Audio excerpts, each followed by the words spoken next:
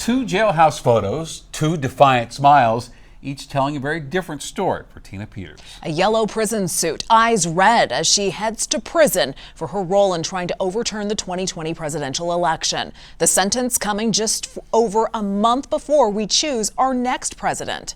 Thank you for joining us on Denver 7 News at 10. I'm Jessica Porter. I'm Shannon Ogden. We're glad you're with us tonight. And this case comes out of a small town out on the Western Slope where national rhetoric crept in and created a lack of trust in our election system. Denver 7's Colette Bordelon shows us how what we saw in Mesa County mirrors what we see across the country, explaining what this sentence means when it comes to rebuilding that trust.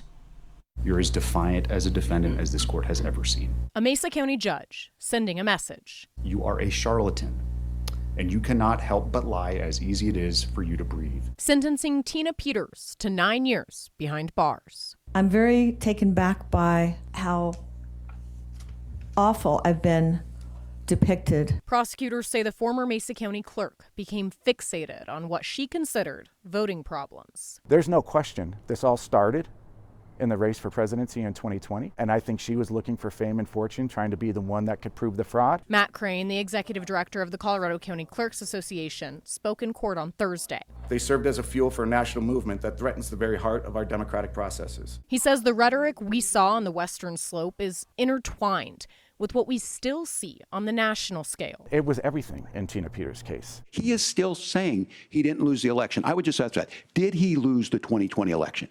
Tim, I'm focused on the future. Did Kamala Harris censor Americans from speaking their mind in the wake of the 2020 COVID situation? That is a damning non-answer. Crane says the consequences of the falsehoods surrounding the 2020 election results stretch across the country. There's no question some voters have just stopped voting because they think that it's all rigged. And so if it's rigged, why should they vote? And he believes Peters' crimes impacted Colorado as a whole. It's helped cause a further divide between left and right as well. It's time people stop politicizing our elections and just let the process play out. With clerks like Crane now working on rebuilding trust within voters. We have to be slow and methodical, but incredibly persistent to get the truth out there and engage aggressively in the public square, which is something we never used to do. Colette Bordelon, Denver 7.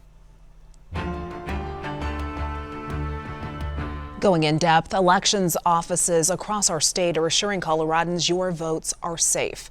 The Arapahoe clerk tweeting today about a test of hand-counted ballots and scanning machines saying, quote, the test revealed 0 discrepancies, meaning ballot scanners are ready to go. Then in Grand County, the election department posting that they're committed to holding a safe and secure election.